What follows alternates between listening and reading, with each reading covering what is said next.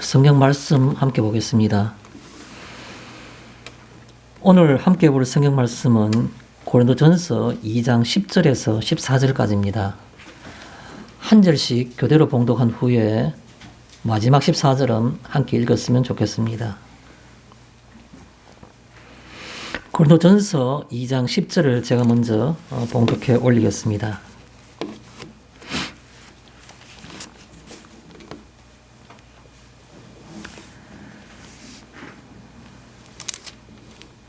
오직 하나님이 성령으로 이것을 우리에게 보이셨으니 성령은 모든 것 곧 하나님의 깊은 것까지도 통달하시느니라.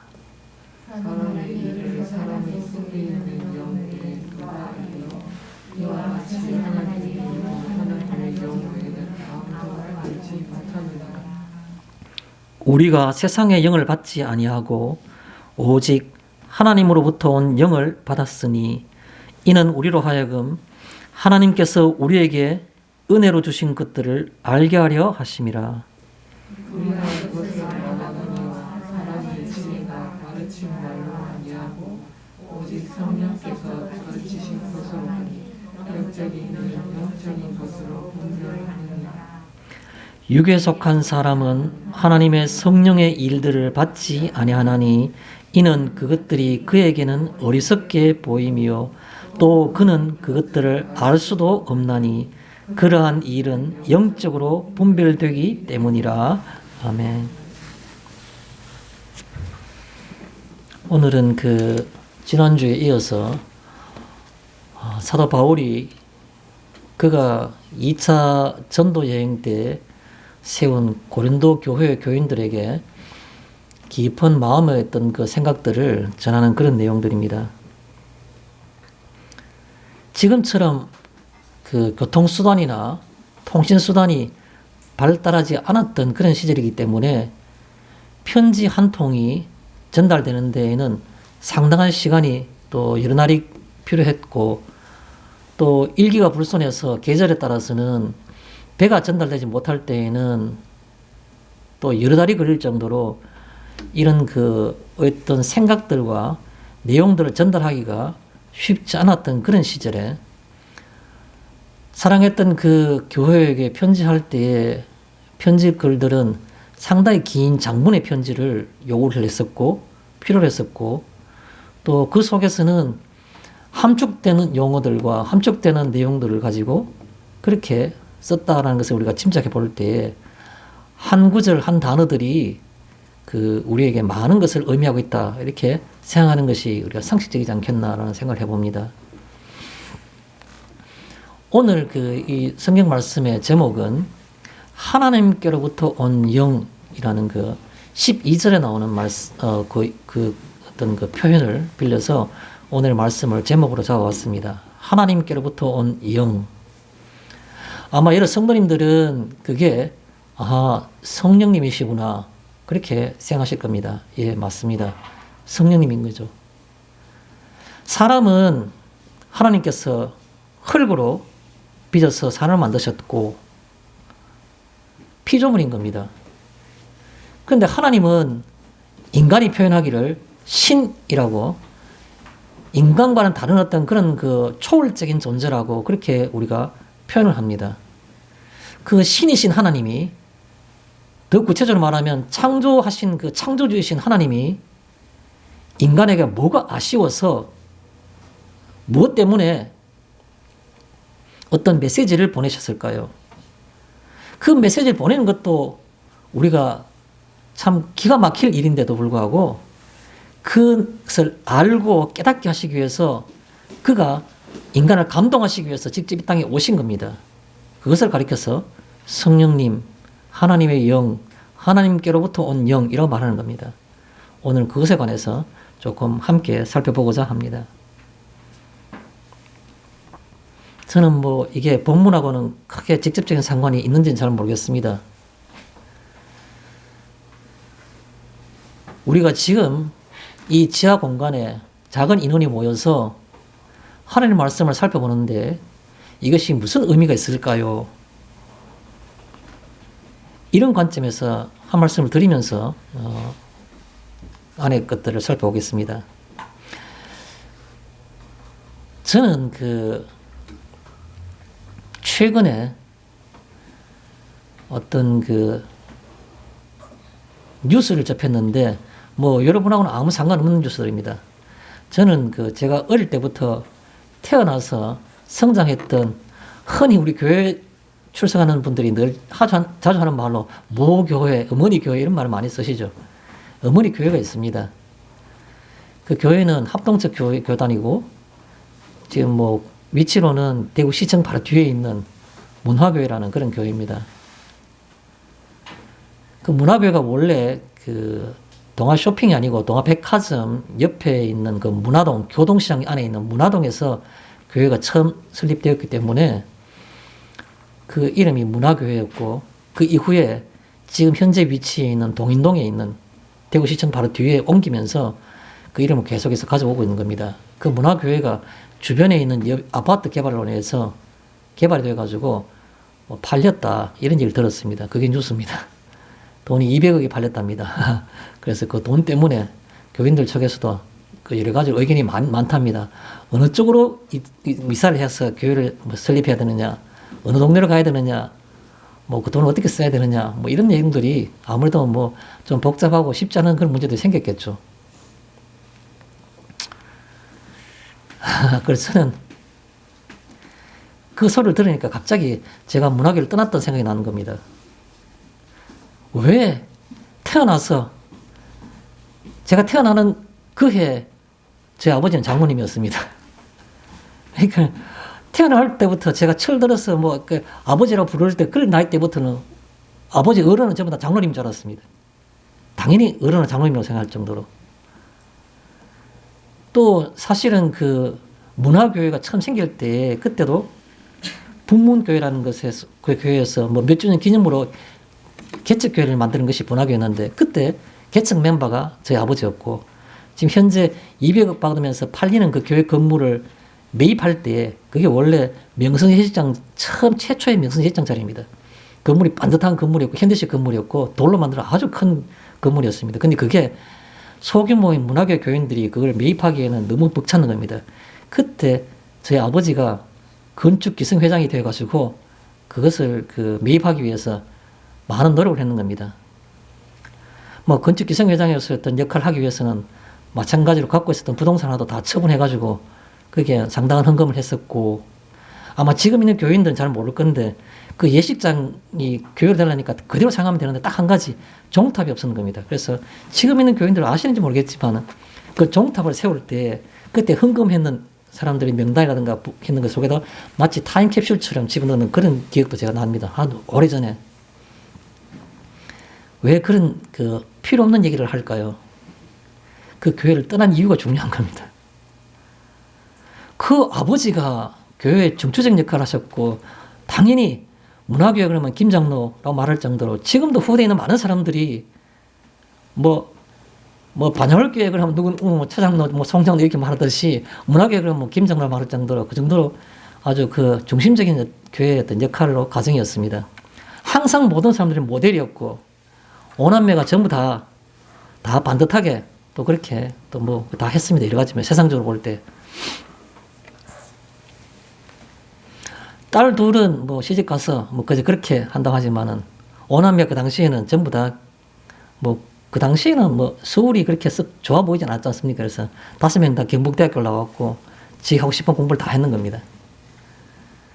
아들 셋 중에서는 지금 현재 말하면 목사가 둘이고 장로가 1명이고 그런 겁니다. 세상 직업으로 보면 의사 형님은 장로님이고 작은 형님은 목사님이고 저는 또 교수로서 목사로서 이렇게 지내고 있는 겁니다. 그 여러 가지가 인간적으로 볼 때에는 정말 중심이 될 수밖에 없고 모든 것들이 가장 터전이 될 수밖에 없는 그 교회를 왜 떠났을까요? 딱 한 가지였습니다. 목사님께 그런 말씀 드렸습니다. 목사님, 예배를 예배답게 드리고 싶습니다. 그게 제 유일한 이유였습니다. 예배를 예배답게 드리기 위해서. 너무 습관적인, 형식적인 어떤 것도 성령의 감동하심과 순간순간을 성령을 의식하면서 그렇게 드리는 살아있는 예배가 아니고 인간의 만족, 일주일의 숙제, 그거 풀기 위한 예배밖에 눈에 보이지 않는 겁니다. 하루를 기다리고 1년을 참고 2년을 참고 부흥회 때 가서 제가 눈물로 모든 성도들 앞에서 목사님께 부탁드린 겁니다. 목사님, 제가 교만했다고, 교회에 대해서 내가 비판적이었다고. 다른 많은 사람도 거기서 울면서 눈물 흘렸어요. 그런데도 역시 이 예배가 살아있는 예배라는 생각이 들지 않는 겁니다. 그 이후에 여러 해 동안에도 하다 못해서 제가 가족들 다 데리고 그래서 그 교회를 떠나게 된 겁니다. 왜 그렇게 말씀드릴까요? 예배는 예배다워야 된다. 무슨 말입니까? 예배는 인간이 드리는 것이 아닌 겁니다. 성령의 감동으로 마찬가지입니다. 신앙도 마찬가지입니다. 신앙생활이라는 것은 사람들은 자꾸 성령의 어떤 감동을 무시하고 하나님께로부터 온 영에 대한 생각들을, 그 존재를 무시하고 내 노력으로, 내 생각으로, 내가 알고 있는 지식과 지혜로 하나님을 섬기려 하는 겁니다. 그걸 우리가 구도라 말하죠. 도를 구하다, 구도. 기독교도 그렇고 나머지 종교들도 보면 그런 것들이 굉장히 많습니다. 내 노력으로 어떤 일을 하나, 천배를 천번을 절하고, 그래서 도를 얻는 겁니까? 겨울에 동안 동굴 속에 들어가가지고 오랫동안 묵은 수행을 하며 그러면 도가 깨달아지는 겁니까? 인간의 노력과 어떤 노력, 어떤 과정을 통해서, 이런 걸 통해서 무언가를 신께 어떤 초월한 초월자에게 접근하고 그걸 깨닫게 하는 것 아니요. 기독교는 수용과 순종인 겁니다. 그렇지 않습니까? 성령께서 깨닫게 하시는 것을 우리가 그냥 받아들이는 겁니다. 그게 기독교인 겁니다. 내가 뭘 찾습니까? 성령께서 교회에 가라 하면 가고, 성령께서 찬송하라 그러면 찬송하는 것이고, 가사를 생각하면, 내가 부르라면 가사를 생각하면 부르는 것입니다. 그게 수용인 겁니다. 그리고 그 말씀이 내 마음속에 감동이 되면 순종하는 겁니다. 수용과 순종, 이게 신앙의 바탕인 겁니다. 누가 그것을 하는 겁니까? 성령께서 깨닫게 하시는 겁니다. 성령께서 이렇다고 우리에게 수용하라고 우리 깨닫게 하시는 겁니다. 그리고 내 마음으로서는 너무 힘들다고, 이렇게 살 수는 없다고, 세상은 그렇지 않다고, 현실은 그렇지 않다고 말할 때 순종하라고 말하는 것도 성령인 것입니다. 우리가 오늘 바울이 고린도 교회에게 말하고 있는 바는 바로 그 창조주이신, 절대자인 창조주인 그분께서 하찮은 존재에, 우리가 상대할 수 없는 그런 존재인 피조물인 우리에게 그가 영으로서 우리에게 오셨는데, 그것이 바로 하나님께로부터 온 영이고, 그 영은 우리에게 말씀대로 수용하라고, 말씀을 깨달으라고, 그리고 순종하라고 그렇게 말씀하는 겁니다. 오늘 무엇을 듣기 위해서 계십니까? 이 썰렁하고 힘든 어떤 그런 시기에 세상적으로나 모든 심령적으로, 계절적으로 예수님께서 그를 따르는 무리들에게 그런 말씀하셨죠. 너희가 무엇을 보려고 광야에 나갔더냐? 바람에 흔들리는 갈대이냐? 부드러운 옷을 입은 사람이냐? 부드러운 옷을 입은 사람은 왕궁에 있느니라. 그렇게 말씀하셨습니다. 선지를 보러 갔더냐? 옳도다. 여자가 낳은 사람 중에서 세례요한보다 큰 자가 없다. 그러나 천국에 있는 자마다 그보다 작은 자가 없다 말씀하셨습니다. 그럼 무엇을 보기 위해서 교회에 오셨습니까? 오늘 하나님께로부터 온 영, 성령이라는 이 말씀 앞에 우리가 깊이 생각해보는 그런 시간이 되었으면 좋겠습니다. 성령님 그렇게 만만하십니까? 제가 오늘 찬송가 270장을 불렀죠. 변천는 주님의, 우리 부흥회 때 주로 많이 합니다. 그리워요. 저도 언젠가 우리가 교회가 필요할 때 감정을 이렇게 자극하는 것이 아니라 우리 속에 있는 영혼이 찬양하고 싶은 그 찬양 그대로를, 나를 구원하신 그분의 어떤 그 은혜를 내가 목청껏 노래표 찬송하고 싶어요.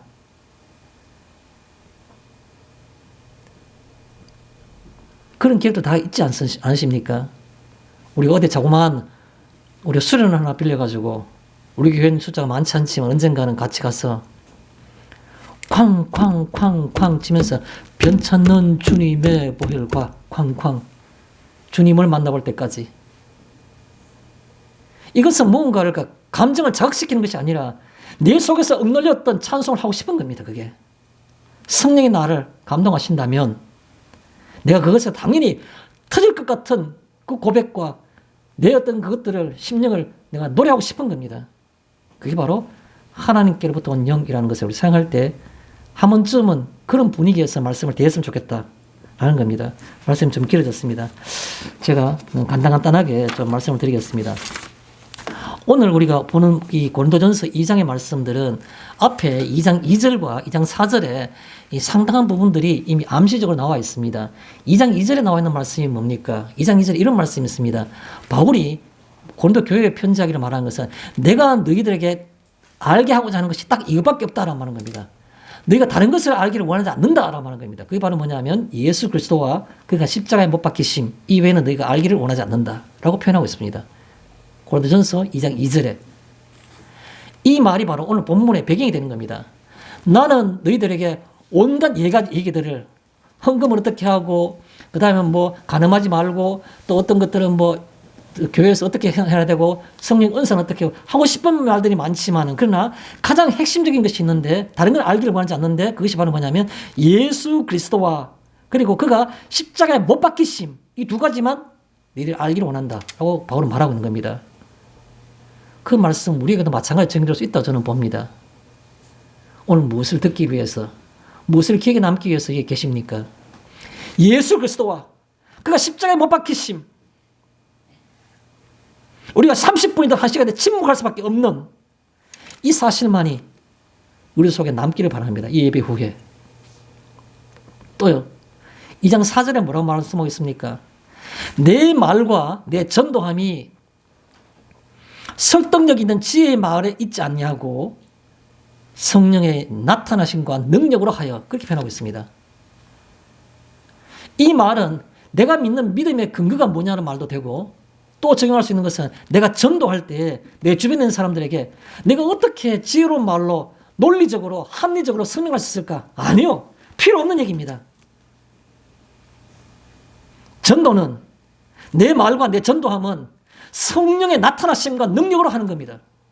내가 한마디 했더라도 그 한마디 때문에 그 사람 속에서 역사하시는 성령님이 하시는 것이지 내가 하는 것이 아니란 겁니다. 무슨 설득력 있는 어떤 그런 합리적인 말을 연구하고 준비하십니까?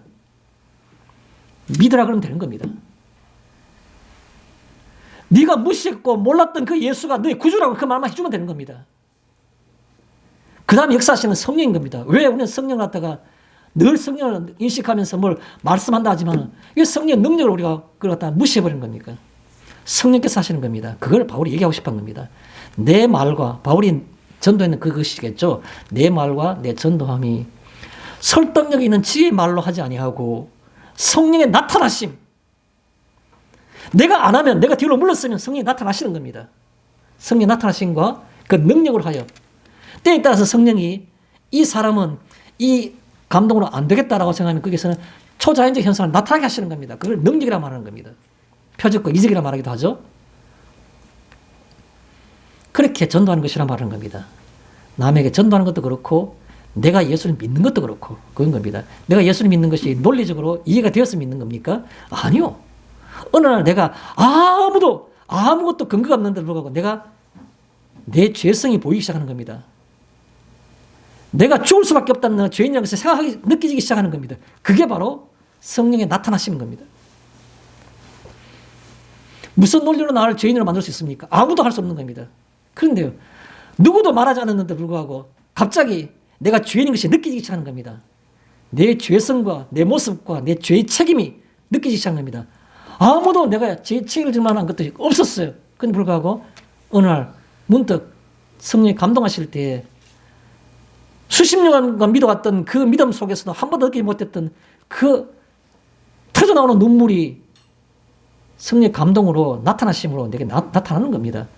그게 바로 얘기하는 이 말씀인 겁니다. 이런 성령의 감동하신 가운데서 우리가 이 본문을 보자는 겁니다. 오늘 10절 본문 말씀 들어가겠습니다.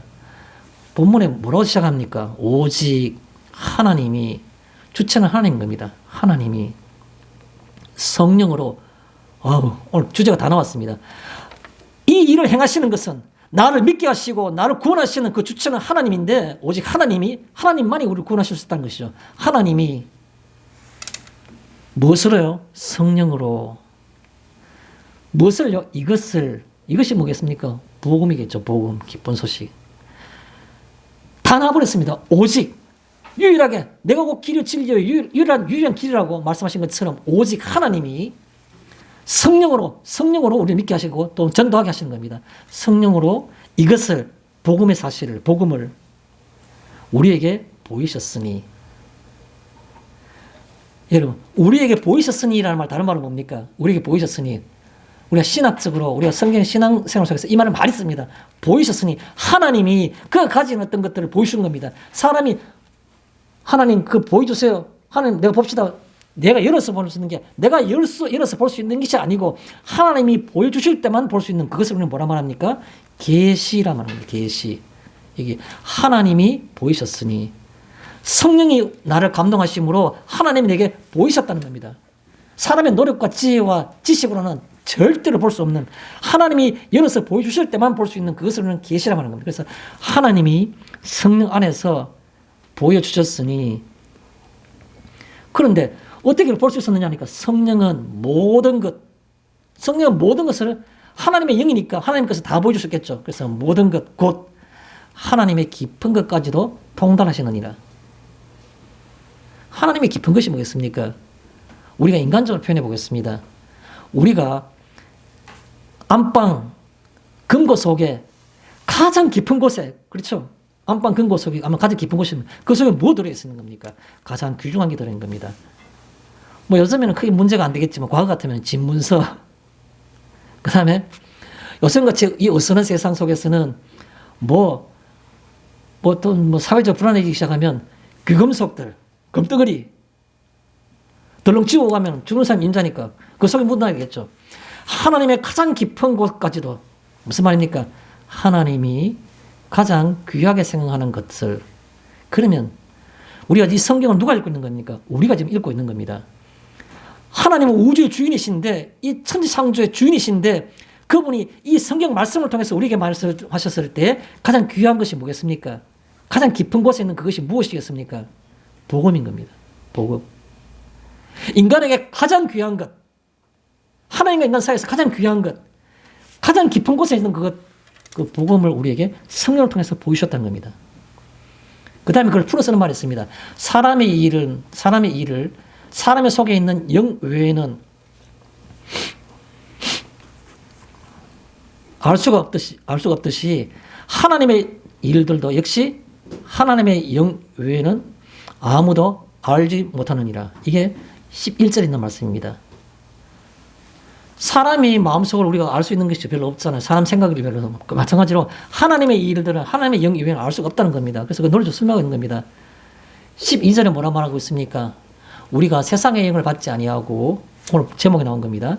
오직 하나님께로부터 온 영을 받았으니 이는 우리로 하여금 하나님께서 우리에게 은혜로 주신 것들을 알게 하심이라. 알게 하려 하심이라. 그러면 하나님께서 우리에게 세상으로부터 받는 영들의 영을 받지 않고, 많은 사람들은 세상의 영들에 지배되어서 그냥 막다른 그 사망의 어떤 그 종착역에서 막 달려가는 그 열차 속에서, 그 열차가 어디로 가는지도 모르면서 그냥 모든 사람들이 다 이렇게 같이 있다고 안심하며 가는 그 속에서 빼내어가지고, 그러니까 세상의 영을 받지 않고 하나님의 영을 받게 하셨는데, 이것은 바로 우리로 하여금 뭘 하느냐 하면 하나님께서 우리에게 은혜로 주신 것들을 알게 하려 하심이라. 그 사망의 열차 가운데서 내리게 하셔가지고 우리에게 알게 하셨는데, 그것은 바로 뭐냐 하면 은혜로 주신 것들을 알게 하려 하심이라. 내 노력으로, 내 자격으로, 내 의지로 어떤 것을 획득한 것이 아니고 은혜로. 은혜란 말은 무슨 말입니까? 값없이, 혼돈은 아닙니까? 내가 다시 갚을 수도 없는, 처음에 시작하는 것도 내가 무슨 조건이나 어떤 그것으로 인해서 내가 좀 더 잘났으니까 그런 조건이 하나도 없이 무조건적으로 하나님의 특별한 어떤 선한 뜻에 의해서 나만이, 내가 구원받고 나니까 아이고 감사합니다. 갚을 수도 없는 그게 바로 은혜란 겁니다. 무조건적이며 갚을 수도 없는 그런 것들을 우리에게 알게 하시기 위해서 우리를 하나님께서 하나님께로 온 영을 갖다 우리에게 주셨다는 것이죠. 우리가 말하거니와 내가 이것에 대해서 우리가 말하거니와 우리가 말하는 것들은 13절에 나옵니다. 뭐라고 되어 있습니까? 우리가 말하거니와 사람의 지혜가 가르친 말로 아니하고 성령이 가르친 말로 하여 영적인 일은 영적인 것으로 분별하느니라. 오늘 이 시간 우리가 성경 말씀을 읽으면서 앞뒤적으로 논리적으로 왜 이렇게 되는가를 생각하지 마시기 바랍니다. 그냥 묵상하는 가운데 성령의 마음속에서 떠오르게 생각을 그 생각을 그냥 기쁨으로 받아들이시면 되는 겁니다. 때에 따라서는 그게 아픔으로 오시면 아픔을 받아들이시면 되는 겁니다.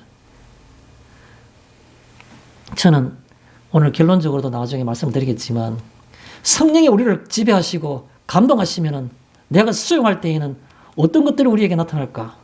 두 가지인 겁니다. 아프기도 하고 기쁘기도 하고 이 두 가지가 바로 성령이 나타나시는 겁니다. 성령이 나타나시면 아니면 우리 속에서는 아플 수도 없고 기쁠 수도 없는 겁니다.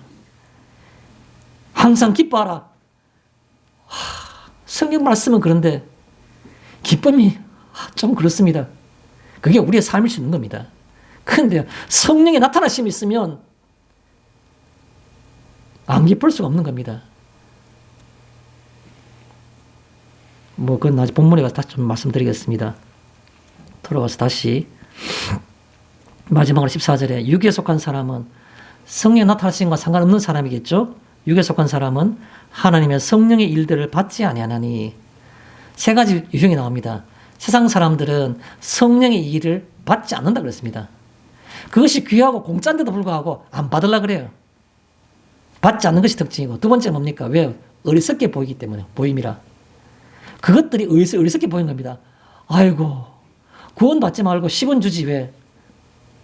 너무너무 어리석게 보이는 겁니다. 구원의 사실이. 그래서 받지도 아니하고 그 이유는 어리석게도 보이고 마지막 세 번째 뭡니까? 그 근본적 이유가 그것을 알 수 없기 때문이라.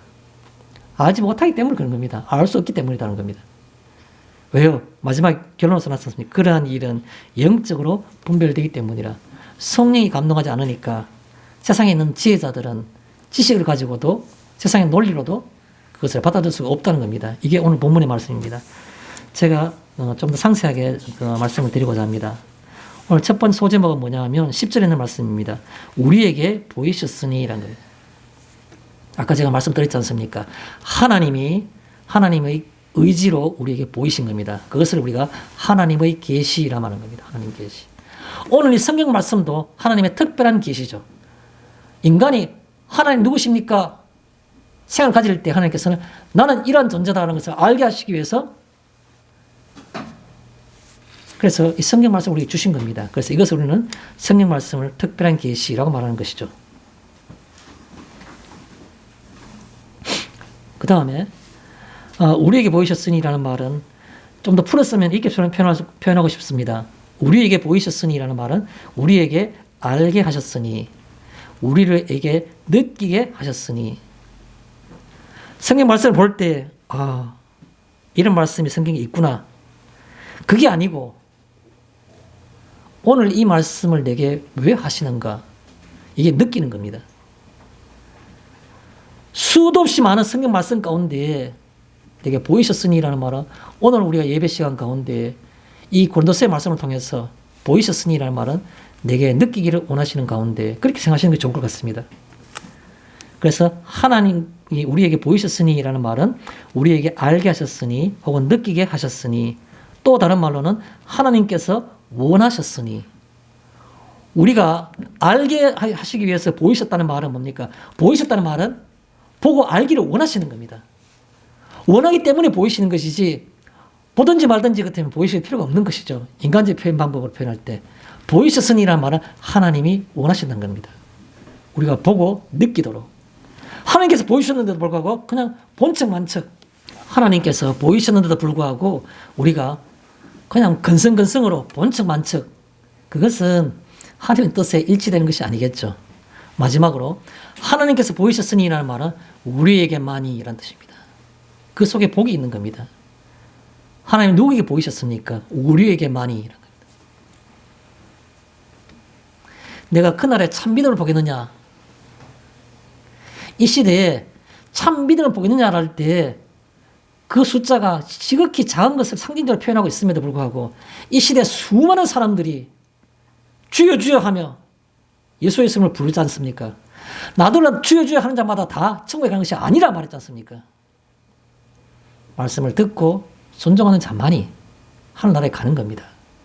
마찬가지로 여기에 우리에게만이라는 것은 바로 이 말씀을 듣고 내게 하는 말씀인 줄을 받아들이는 사람만이, 그런 말이 바로 우리에게 보이셨으니라는 말과 생각해야 될 부분이라는 것이죠.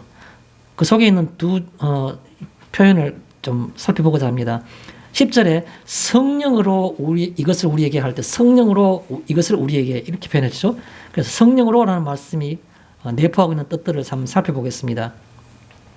10절에 나오는 성령으로 이것을 있으니까 성령으로라는 말은 이것을 복음의 사실이겠죠. 복음을. 그리고 그 복음의 사실 가운데에는 뭐가 있는 겁니까? 뭐 여러 가지로 표현할 수 있지만 가장 쉽게 표현하고 있습니다. 우리의 죄를 혹은 우리의 죄성을 그렇게 표현할 수 있습니다. 우리의 죄성을. 성령으로 우리에게 보이셨다 했는데 성령으로 우리에게 보이셨는데도 불구하고 그냥 마음이 담담하고 덤덤하면 성령으로 우리에게 보이신 게 아닌 겁니다. 하나님께서 우리에게 성령을 보이셨을 때 우리 마음이 아파야 되는 겁니다. 말씀 앞에 내가 힘들어야 되는 겁니다. 근데 성경 말씀을 대할 때에도 오늘 성경 말씀 3장 읽었다, 5장 읽었다, 끝. 덮어낸다고 덤덤하게 들으면 그건 성경 말씀이 아닌 겁니다. 이 성경 말씀이 한 구절 한 구절이 내 속에 살아 움직이면서 내 삶을 비추고 조명하면서 그걸 반사시킴으로써 내 삶이 이것과 이격되어 있는 말씀과 내 삶이 동질하게 이렇게 가까이 가지 못하는 그 부분에 대해서 마음 아파하는 것이 바로 성령이 우리에게 보여주시는 겁니다. 성경 읽는 이유가 무엇입니까? 하나님의 말씀을 대하는 겁니다. 하나님의 음성을 눈으로 듣는 겁니다. 눈으로 듣는 하나님의 말씀을 들을 때에도 불구하고 그 마음이 아프지 않다. 어떻게 성령의 감동입니까, 그게? 그게 있는 것은 바로 우리의 죄성을, 그런 말입니다. 성령으로 하는 말은 우리의 죄성을, 우리의 죄를. 또요, 성령으로 하는 말은 성령이 무엇을 우리에게 깨닫게 하시고 감동하시는 겁니까? 우리 그 2장 2절에는 말씀입니다. 예수 그리스도와 십자가에 못 박히심을 우리에게 깨닫게 하시는 겁니다. 아, 그건 이론을 알고 있는 거 아닙니까? 내가 수십 년 들었던 얘기 아닙니까? 아니요. 오늘도 예수 그리스도가 나와 상관했던 그 사실 앞에 내가 침묵할 수밖에 없고, 그 십자가에 못 박혔던 그 앞에 내가 할 말이 잃어버리는 것이 바로 그게 성령으로 감동받는 하루의 삶인 겁니다. 어떻게 오늘 빵실빵실 웃으면서 그렇게 내가 즐거워할 수 있을까요? 성령을 통해서 내가 받는 그 하나님에 대한 기쁨, 그 환희, 그것이 아니고 뭔가 내 감정적으로 만족스러워서 희희낙낙하는 것이, 그게 어떻게 성령 감동입니까?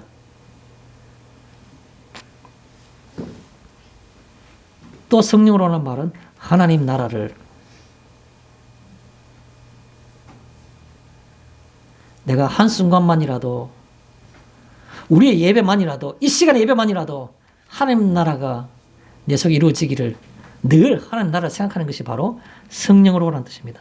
자, 그 다음에 똑같은 10절에 하나님의 깊은 것, 제가 조금 말씀을 드렸었죠. 하나님의 깊은 것은 뭐라고 표현할 수 있을까요? 사람은 알 수 없는 이라는 표현입니다. 사람은 알 수 없는. 하나님도 알 수 없는데 하나님께서 꽁꽁 숨겨놨다 할까? 인간적 표현 방법으로 깊이 두신 그것은 사람이 알 수가 없죠. 그래서 하나님의 깊은 것이라는 말은 사람이 알 수 없는 무엇입니까? 노력, 지식, 논리, 지혜, 이런 것들입니다. 제가 지금 본문을 잠깐 설명하면서 그런 말씀 드렸죠. 겨울이 되니까 너무 추워서 내가 동굴 속에 들어가가지고 2달 동안 그 하면서 먹는 것 이외에 계속 하루 종일 묵상하면서 내가 침묵 가운데 말을 하지 않고 있으면 하나님 도가 깨달아지는 겁니까? 사람의 노력으로는, 지식으로는, 지혜로는 할 수 없는 것이 바로, 접근할 수 없는 것이 하나님의 깊은 것이라는 겁니다. 또 하나가요. 계시로만 알 수 있는 이란 뜻입니다. 계시로만 알 수 있는, 하나님이 보여주실 때만 알 수 있는 것이 바로 하나님의 깊은 것입니다. 사람은 접근할 수가 없어요. 노력을 안 되는 겁니다. 하나님 보여주실 때만 한 겁니다. 그것도 보여주고 싶은 분에게, 사람에게만 보여주시는 겁니다. 다른 말로요, 하나님이 깊은 것이 뭡니까? 하나님의 능력, 하나님의 의지가 집약된 가장 귀한 것, 인간에 대해서 가장 귀한 것은 바로 복음인 겁니다. 이것을 그 속에 담아두신 겁니다. 하나님의 능력이나 하나님의 의지가 제일 함축되고 집약된 그것을 가리켜서 우리는 하나님의 깊은 것이라 말하는 겁니다. 하나님 깊은 것. 하나님의 가장 소중하게 여긴 게 뭡니까? 인간에게 주실 복음인 겁니다. 그게 바로 그 하나님의 깊은 것의 질적인 본체가 되는 겁니다. 본질인 겁니다. 그게 하나님의 깊은 것, 복음. 두 번째 표현입니다. 11절에 있는 2번에 하나님의 영, 이런 세상의 영을 받지 않고 하나님의 영을 우리가 받았으니 라고 말할 때 하나님의 영입니다. 하나님의 영은 성령님을 가리키는 것인데 하나님의 일을 알게 하는, 또 하나님의 뜻을 알게 하는, 그게 바로 하나님의 영인 겁니다. 우리가 피조물이 어떻게 창조주를 알 수 있겠습니까? 인간이 어떻게 신을 알 수 있겠습니까? 그래서 신을 알 수 있게 하는 하나님의 뜻과 하나님의 그 일을 알게 하는 그것이 바로 하나님의 영이 되는 겁니다. 또 이게 아주 유치한 얘기일지 모르겠지만은 하나님의 영은 비가시적인 존재입니다. 너무 가시적인 것에 집중되어 있고 지배받고 있는 우리들에게 하나님께서는 비가시적인 존재가 있음을 우리에게 얘기하시는 겁니다. 자, 안에 있는 몇 가지 그 용어들을 표현하자면 12절에 똑같이 세상의 영은 무엇과 다른가? 세상의 영에 대해서 좀 말씀드리겠습니다. 세상의 영. 세상의 영은 세상을 사랑하게 하는 영인 겁니다. 세상을 사랑하게 하는 영. 우리들로 하여금 세상을 사랑하게 하는 겁니다. 보암직도 하고 먹음직도 하고, 하와의 눈에 비치는 그 선악을 알게 하는 나무의 열매는 너무나도 보기도 그렇고 먹음직도 하고 너무너무 좋아 보이는 겁니다. 그게 바로 뭡니까? 세상을 사랑하게 하는 영인 겁니다. 세상의 영은 바로 세상을 사랑하게 하는 것이죠. 세상에 뭐가 사랑스럽습니까? 자식 잘 되는 거 너무너무 사랑스럽죠. 출세해가지고 뭣도 되고 뭣도 되고, 의사도 되고 변호사도 되고 뭐도 되고 다 되고 뭐 얼마나 좋아요. 세상을 사랑하게 하는 영들이 그렇게 속삭이는 겁니다. 그것이 귀중한 거라고, 가치 있는 거라고. 또요, 세상의 영은 뭡니까? 가시성과 유한성의 영입니다. 눈에 보이는 가시적인 겁니다. 보암직도 하고 먹음직도 눈에 보니까 너무 탐나는 겁니다. 가시적인 것들. 그리고 유한한 것들. 노세, 젊어서 노세. 늙어지면 못 노나니. 너 봐라, 나이 들면 아무것도 못해. 내가 이거 있어야 돼. 노후에 보장받기 위해서 이걸 해야 돼. 수단방법을 가지 않고 물질을 모아야 돼. 유한성을 강조하는 건 자꾸 가시적인 부분과 유한적인 부분에 대해서 강조하는 영. 그게 바로 가시성과 유한성의 영. 그게 세상의 영인 겁니다. 또요, 제가 조금 더 전에도 말씀드렸지만 사망의 종착역으로 인도하는 영. 자기도 모르게 내가 지금 어디로 가고 있는지를 몰라요. 나중에 가고 나니까 보니까 이건 바로 앞에 다음 역이 사망이라는 종착역이네. 그때 깨닫는 겁니다. 사망의 종착역으로 인도하는 영이 바로 세상의 영인 겁니다. 자, 그 다음에 또 나온 용어 중에 하나가 은혜로 주신 것들. 하나님께서 사람에게 은혜로 주신 것들을 알게 하시기 위하는 12절의 말씀처럼 은혜로 주신 것들이 뭡니까? 성령님이 알게 하신 것들인데 인간의 요소와는 무관한, 하나님이 주신 것이니까 인간의 것들을 도구로 사용하지 않는 겁니다. 인간의 노력, 인간의 소유, 인간의 의지, 인간의 구도, 이런 것들은 아무 상관없어요. 내가 교회를 한 번도 안 빠졌습니다. 아무 은혜와 상관없는 것들입니다. 십자가에서 같이 못 박혔던 한 강도가 너가 오늘 나와 함께 나고리 있으라는 그 말은, 그 강도는 뭐 된 겁니까? 노력과 소유와 근거가 아무것도 없는 겁니다. 그럼에도 불구하고 그가 구원을 받은 겁니다. 뭐 하는 겁니까? 하나님께서 은혜로 주신 것들은 바로 인간의 요소와는 무관한, 이런 요소와는 무관한. 또 왜 은혜입니까? 갚을 수 있는 것이 아닌, 우리는 수용만 하면 되는 겁니다. 감사한 마음으로 수용 받아들이기만 되는 겁니다. 그래서 수용만이 가능한, 그게 바로 은혜로 주신 것들의 특징인 겁니다.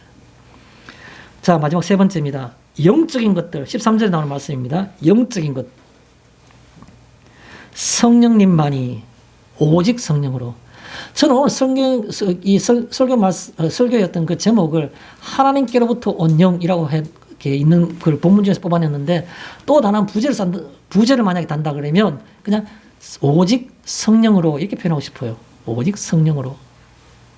내가 아침에 일어나서 생각하는 것부터 시작해서 내 하루 종일의 삶을 살아가는데 내 행위의 모든 것까지, 저녁에 잠자리에 들어서 내 삶을 내가 반성하면 생각 돌아보는 것까지, 모든 것들이 전부 다 오직 성령으로. 그게 바로 구원받은 자의 특징이다, 이렇게 말씀을 드리고 싶습니다. 그 영적인 것들이란 말은 성령님만이 오직 성령으로란 겁니다. 그 다음 또 똑같이 성령님의 나타나심으로. 성령의 나타나심은 고린도서 2장의 성경 말씀에 있는 것이 아니라 내 오늘의 삶이 있어야 되는 겁니다. 그게 바로 성령님의 나타나심으로란 말입니다. 그게 영적인 것들. 내 삶과 상관 있는 영적인 것이 무엇이냐? 내 삶 속에 성령님의 나타나심이 있는 것이 바로 내 삶 속에서의 영적인 것들이 해당되는 겁니다. 그 다음에 내 삶 속에서의 성령님의 능력으로. 나는 아무것도 보잘것없는 사회적 지위로나 재산 어떤 그 정도나 또 교회의 어떤 그 직분으로나 나는 아무것도 없는 정말, 그러나 그 삶 속에서 성령님의 능력이 나타난다면 누구보다도 이 땅에서의 가치 있는 삶이란 겁니다. 성령님의 능력이 내 삶 속에서. 자, 소제목으로 성령의 가르치는 것이 뭡니까? 빠르게 말씀드리겠습니다. 사람의 지혜로 권하는이 아닌. 사도 바울이 오늘 2장 4절에 그렇게 말했지 않습니까? 내 말과 내 전도함이 설득력 있는 지혜의 말로 있지 아니하고 오직 성령의 나타나심과 능력으로 하여 라는 말씀을 드렸죠. 그래서 성령이 가르치는 것은 바로 사람의 지혜로 권하는 것이 아닌, 사람의 지혜로 권함이 아닌, 이렇게 표현할 수 있고, 또 내 죄성과 죄책을. 성령은 끊임없이 내게 내 마음을 아프게 하는 겁니다. 네 이 모습이 하나님 앞에서 어떤 의미를 가졌냐? 자꾸 내 속에 있는 그 붉은 그 죄를 보게 하시는 겁니다. 그것이 바로 성령이 우리에게 가르치는 것입니다. 내 죄성과 죄책을 가르치는 겁니다. 또 뭘 가르치는 겁니까? 성령은 하나님 사랑을. 근데 하나님은 너를 사랑했단다. 과거에만 그러니까 지금 오늘도 내게 이걸 보여주시는 것은 너를 사랑하기 때문에 이걸 보여주시는 것이다 라고 말씀하시는 겁니다. 하나님 사랑을 보여주시는 것이죠. 또요, 해결할 수 있는 방법이 있단다. 그 예수 그리스도의 못 박힘이 있단다. 십자가에 못 박히심을 우리에게 끊임없이 얘기하시는 겁니다. 오늘도 십자가에 못 박히심이 너 이 죄에 대해서, 너 이 상황에 대해서도 해결할 수 있단다. 그걸 우리에게 말씀하시는 겁니다. 그 다음에 성령이 가르치는 것은 뭡니까? 논리가 아닌 감동인 겁니다. 어제 이거 갖고 내가 용서받았는데 오늘 또 가능하겠습니까? 논리적으로 내가 너무 부끄럽고 창피합니다. 아니, 감동으로 가능하다고 말씀하시는 겁니다. 논리가 아닌 감동으로.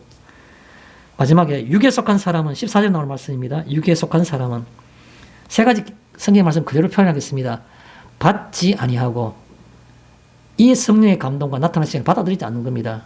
받지 아니하고, 복음의 사실과 이 교회의 진리를 받아들이지 않는 겁니다. 두 번째, 어리석게 보며. 그들에게는 이것이 전부 다 어리석게 보이는 겁니다. 어리석게 보며. 이유가 뭐냐니까 알 수도 없기 때문이란 겁니다. 자, 오늘 제가 마지막 말씀을 맺겠습니다.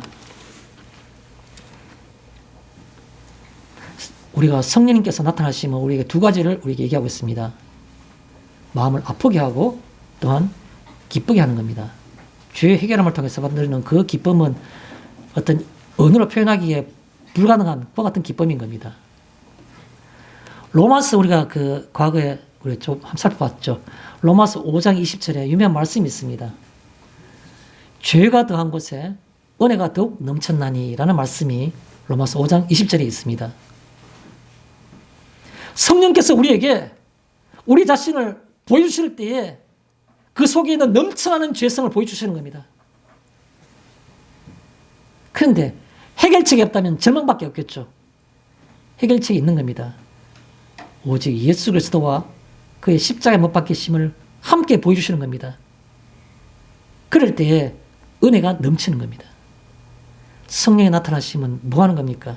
우리에게 아프게 하시기도 하고 우리를 기쁘게 하시기도 하는 겁니다.